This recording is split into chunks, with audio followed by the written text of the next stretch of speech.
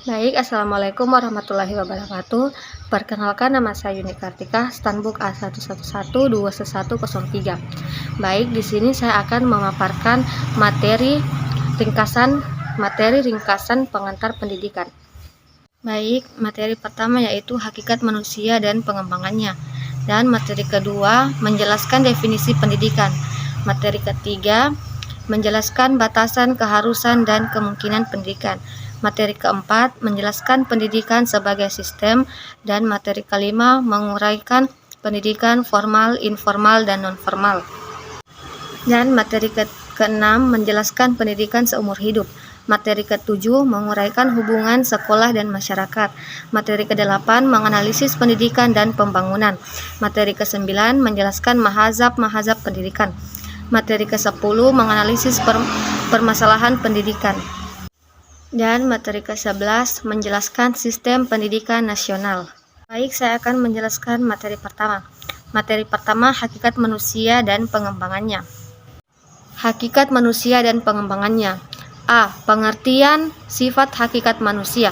Sifat hakikat manusia diartikan sebagai ciri-ciri karakteristik yang secara prinsipil menjadi pembeda antara manusia dan hewan. Dan B. Dimensi hakikat manusia. Untuk mencapai pengetahuan hakikat manusia tersebut, maka dibentuk materi yang meliputi.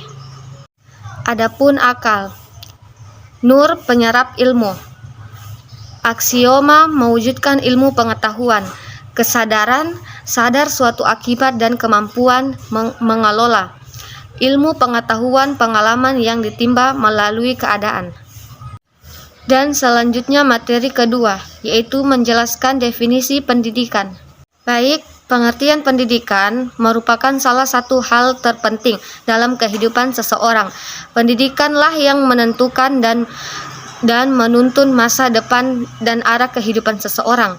Ki Hajar Dewantara, ia mengemukakan bahwa pengertian pendidikan ialah tuntunan tumbuh dan berkembangnya anak. Artinya pendidikan merupakan upaya menuntun kekuatan kuadrat pada diri setiap anak agar mereka mampu tumbuh dan berkembang sebagai manusia maupun sebagai anggota masyarakat yang bisa mencapai keselamatan dan kebahagiaan dalam hidup mereka. Dan adapun materi ketiga, menjelaskan batasan, keharusan, dan kemungkinan pendidikan. Keharusan dan kemungkinan serta batasan pendidikan. A. Keharusan pendidikan, anak dilahirkan dalam keadaan tidak berdaya, manusia lahir tidak langsung dewasa. Dan B. Kemungkinan dididik bakat dan minat manusia dibawa sejak lahir jenis. Dan C. Batasan pendidikan, persoalan batasan pendidikan diartikan bahwa pendidikan adalah batasannya sejauh mau pendidikan. Dan adapun materi keempat, menjelaskan pendidikan sebagai sistem. Baik, pengertian pendidikan adalah suatu proses yang bermula dari masuknya anak didik yang masih mentah atau underdeveloped ke dalam suatu kancah yang kita sebut suatu sistem pendidikan bagi pendidikan formal di sekolah, dan berakhir dengan keluarnya anak didik atau subjek didik dari sistem tersebut dalam keadaan dan kondisi yang lebih matang dan berkembang. Dan materi kelima, menguraikan pendidikan formal, informal, dan non-formal. Pendidikan formal merupakan pendidikan yang diselenggarakan di sekolah-sekolah. Pada umumnya, jalur pendidikan ini mempunyai jenjang pendidikan yang jelas.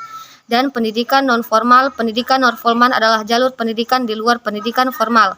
Dan pendidikan informal adalah jalur pendidikan keluarga dan lingkungan, bentuk kegiatan belajar secara mandiri.